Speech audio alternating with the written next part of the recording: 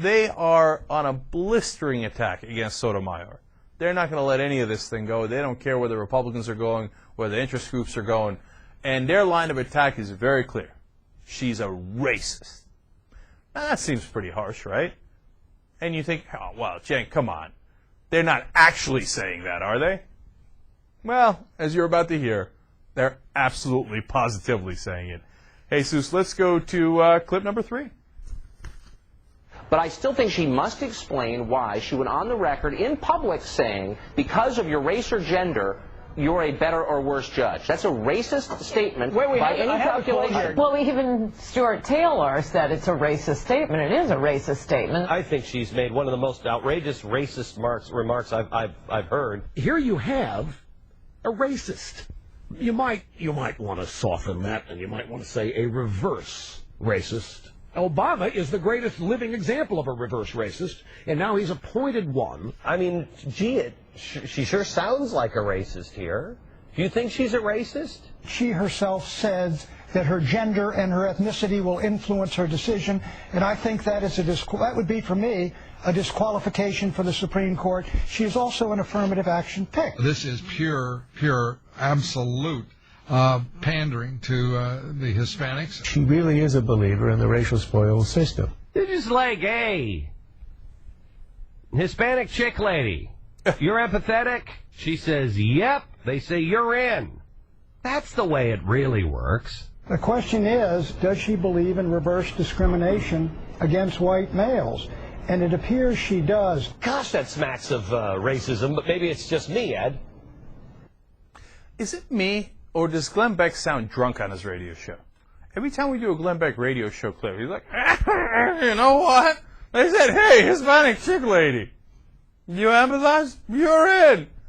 Now, in the clip you heard there, Glenn Beck, Rush Limbaugh, Lou Dobbs, Charles Krauthammer, Tucker Carlson, and the list goes on, all saying the same things. I actually found the most offensive one to be, because I get that they're going on this racist path, and I'm going to explain why in a second. But when Glenn Beck said, oh, yeah, Hispanic chick lady, you know, if you can show empathy, you're in. She's got more experience right now than any of the current Supreme Court justices had when they were up for confirmation. She went, not only did she go to Princeton, she graduated summa cum laude, Phi Beta Kappa, got the top award that they give to undergraduates. She was the editor of the Yale Law Journal. Come on, man, how qualified do you have to be not to be called Hispanic chick lady? So that actually bothered me. Okay, now to the goofy stuff. So why are they calling her a racist? Because she had this comment to say that they, of course, quote out of context, and we're about to give you the context. Here's the comment that they keep going back to. I would hope that a wise Latina woman with the richness of her experiences would more often than not reach a better conclusion than a white male who hasn't lived that life. So they say, you see that? She's saying that a Latina lady is going to make a better decision than a white man. But if you, even just that sentence, if you just read it by itself, she didn't say that. She said, and it's obvious what the context is, that they have that perspective that a white man does not. Doesn't mean they can't do the same job or that they can't understand that perspective. In fact, let's give you the full quote so you understand where she's actually coming from, which, of course, the conservatives would never do. So here we go.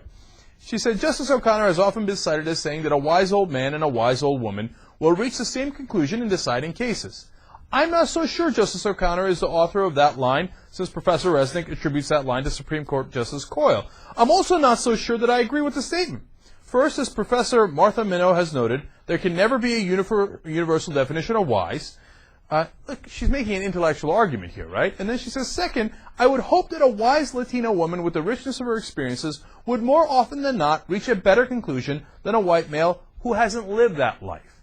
Okay, I take that to mean a better conclusion, not overall, but from that perspective, because she brings that perspective. But she goes on to clarify furthermore. I, like Professor Carter, someone else she was referring to, believe that we should not be so myopic as to believe that others of different experiences or backgrounds are incapable of understanding the values and needs of people from a different group. Many are so capable. As Judge Cedarbaum pointed out to me, 9 white men on the Supreme Court in the past have done so on many occasions and on many issues, including Brown. So she's specifically saying there, right in the next paragraph, obviously white men can be empathetic as well, and they can do a fantastic job at it. Look at Brown versus Board of Education, along with dozens and hundreds of other cases. However, she says, to understand that takes time and effort, something that not all people are willing to give. For others, their experiences limit their ability to understand the experiences of others. Others simply do not care.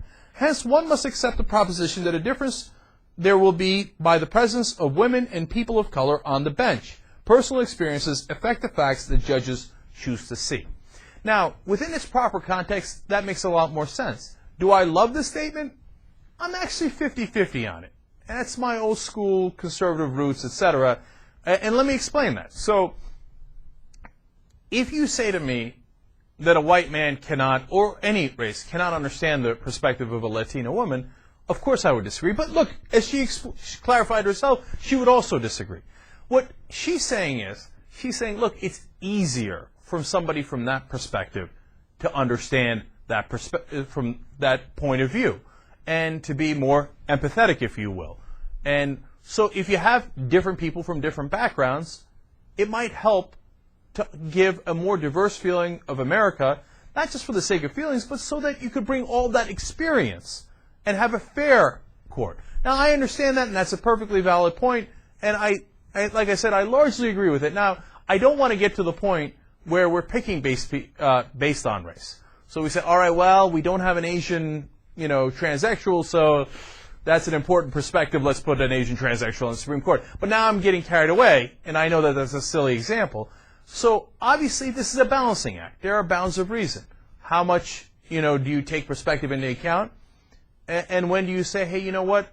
This person is very qualified. They might not have more of a diverse background as we would like, because right now the Supreme Court is so largely white and male, but they still get the job, right? So I think it's a balancing act. I think that Judge Sotomayor understands that.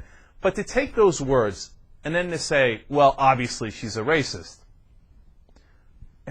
to say that that's out of bounds, to me, seems a bit obvious, right? But those guys, they don't care about what's out of bounds or not.